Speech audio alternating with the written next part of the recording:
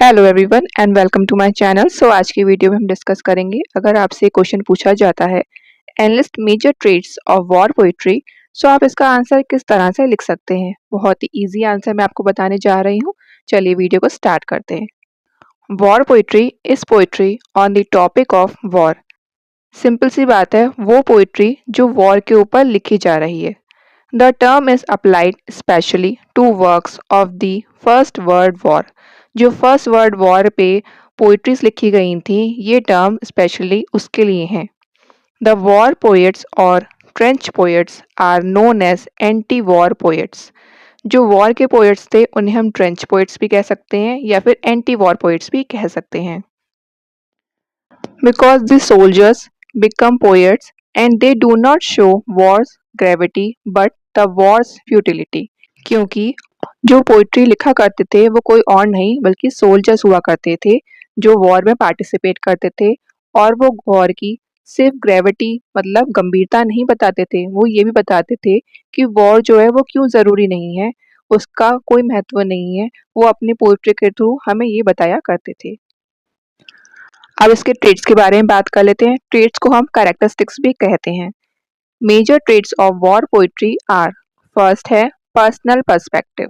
Perspective मतलब नजरिया। Many war poems are written from a personal perspective, often by soldiers who have experienced war themselves. बहुत सारी जो poems होती थी वो वॉर के ऊपर लिखी जाती थी, उन्हें सोल्जर्स लिखते थे, ये तो हमें पता चल गया। वो उनका पर्सनल पर्सपेक्टिव होता था क्योंकि जो वॉर में पार्टिसिपेट कर रहे हैं उन्हें ज़्यादा पता होता है वहाँ के हालातों के बारे में। तो वो उनका जो पर्सनल एक्सपीरियंस हुआ करता था वो हम उनकी पोइट्रीज में देखते थे। सेकंड है emotional depth. War poetry is filled with deep emotions. It reflects the feeling of soldiers who experiences fear, courage, sorrow, anger, hope and horror of war.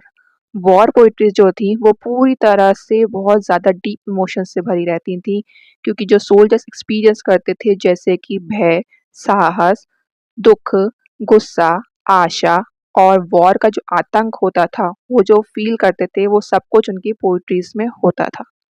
Third है realism. War poetry aims to depict the realities of war as accurately as possible. जो war poetries होती थी उनका उद्देश्य यह होता था कि वो इतनी रियलिटी के साथ अपने पोएम्स को बताएं जितना उनसे हो सके, मतलब एक्यूरेटली जितना उनसे हो सकता था वो अपनी पोएम्स के थ्रू हमें बताने की कोशिश करते थे वॉर की रियलिटीज़ को। फोर्थ है symbolism and imaginary. War poets use powerful symbolism and imaginary to convey their messages. They often use metaphors, similes and other literary devices.